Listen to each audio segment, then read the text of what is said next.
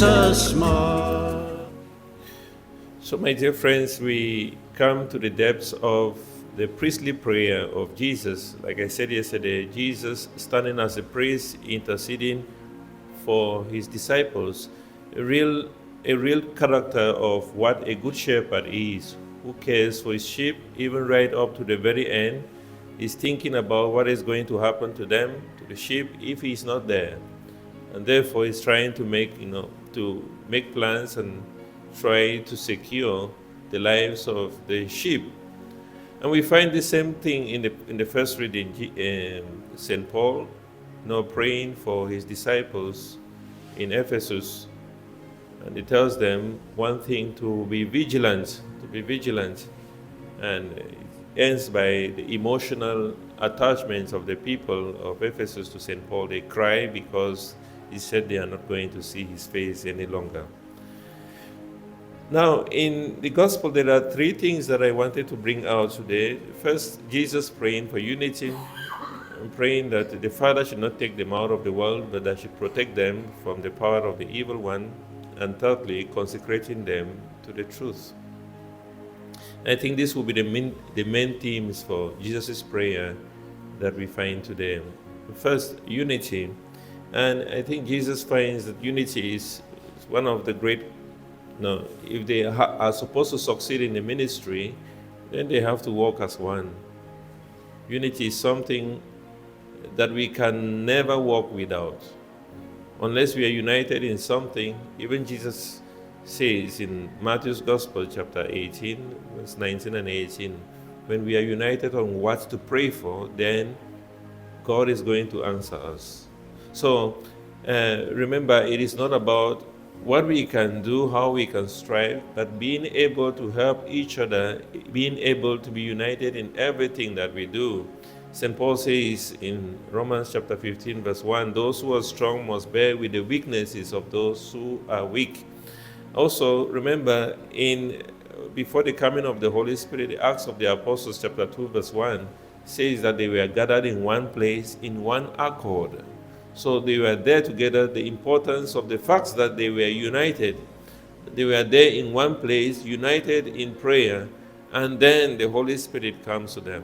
Just imagine if they were scattered around, each doing his own thing.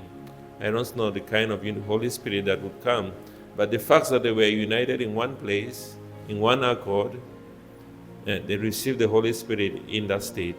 So it's important, again, for the church, Jesus praying for unity, that we must be united in mind and heart. That when we come into church, we must be united in what we do. It is true we have different intentions, but we are all worshiping. That's why I was making a joke the last time in church on Sunday Mass, that once we come for Mass, we must be able to be united even when we sing, okay? They are no entertainers. They are not people who have to sing and us, the rest of the people are watching and just see, okay, they sang well or not. Or, we all have to participate in this. We must all participate in the prayers. We must all participate in answering and responding. Somehow I was talking to one of the liturgists, and I said, there's one thing that I don't really like, especially when the commentators have to do everything. It becomes like a conversation between the priest and the commentator. The Lord be with you, and then the commentator answers. What about the rest of the people? Okay, what about the rest of the people? We are supposed to participate. We are supposed to be all one in this liturgy. We must be able to, if you have been a Christian for 50 years, or 40 years, or 20 years, or even 10 years, or 5 years even, you must be able to know when to sit, when to stand, and when to kneel. We don't have to wait until the commentator says, let us kneel, let us stand. No, we know that. So it's important that we all participate. We are all united in this, and we are all participating in the liturgy. So Jesus prays in the importance of unity. We must be united in everything that we do. Ecclesiastes chapter 4 verse 9 stresses that two heads are better than one. Okay? That when we are able to do things together, we can do it more effectively. Secondly, Jesus prays that the Father should not take them out of the world. This is important, but that may protect them from the power of the evil one. If we go to the book of Revelation, after the fight between Archangel Michael and the demons and the devil in Revelation chapter 12, they said after the defeat of the devil, of the evil one, he was thrown down into the earth. And then it says in verse 12 that the devil comes, the evil one comes in fury, in great anger, because he knows the time is short. What does that mean? That we live in a world that is evil. We live in a world where the devil is working overtime to make sure that he keeps us away from God. And that is why Jesus prays this prayer for his disciples, because we are in the world which is full of all evil. St. Paul tells his disciples, be vigilant. 1 Peter chapter 5 verse 8 says, be sober and be vigilant, because the devil is prowling around like a roaring lion looking for someone to devour. And therefore it's important that we must know that there is evil. The people who say, don't worry, it's just a world, we have to just live. No, we don't just live life. We must realize that whatever we're struggling with, we are struggling against the evil one. St. Paul stresses this very well in Ephesians chapter 6, verse 12. He says, we wrestle up not against flesh and blood, but against principalities, against powers, against the rulers of this dark world, and against spiritual wickedness in the high places. What does that mean? That even when we struggle with sin, even when we struggle with addiction, we must remember that it's a spiritual battle we are fighting. The evil one is there. And at times people ask the question, most of the time, why is it that I am trying my best, I am getting close to God, and everything I'm doing the right thing, and now I find myself in this evil, I find myself doing this same sin all the time? And my answer is always, the more we get closer to God, the more we become the target. The more we become the target of the evil one. That is why evil weighs more on those who are trying their best to become good. I mean, if we are not doing anything, if we are not trying to be good or not trying to get close to God, the devil has no agency with us. He says, leave them alone, it's fine, it's okay, it's safe in my hands. No? But once we get closer to God, you should expect this. And this should be a sign that you are getting closer to God. That once you get closer to God, once you are doing everything in prayer, in adoration, getting more and more time to God, you realize the temptation becomes stronger. The evil becomes stronger. The sin, you even begin to realize and recognize how sinful you are. And therefore, it's important never to give up in those moments, to explore especially the sacraments of confession more and more. That's why if you become more and more, if you are getting holier and holier, please go to confession more and more times, because the devil wages war not on the weak, but on the strong. On the target people that he knows if he gets them, he's going to get more people. So again, the evil is real. We cannot downplay it and say, no, this is just in the minds of people. Evil does not, no, evil is real. And this, in terms of sin, that we have to struggle against sin, because sin is evil, it is a fight, it's a spiritual battle.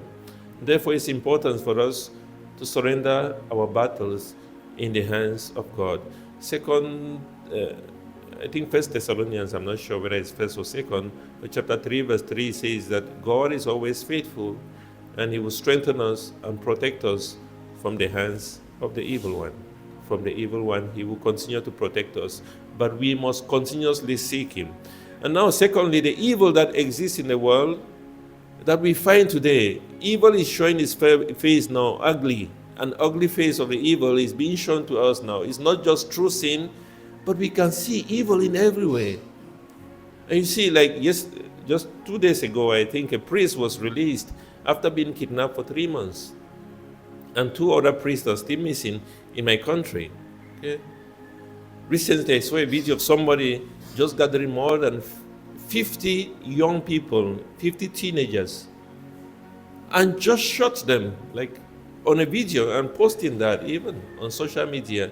shooting them literally. I just wonder, where is this coming from?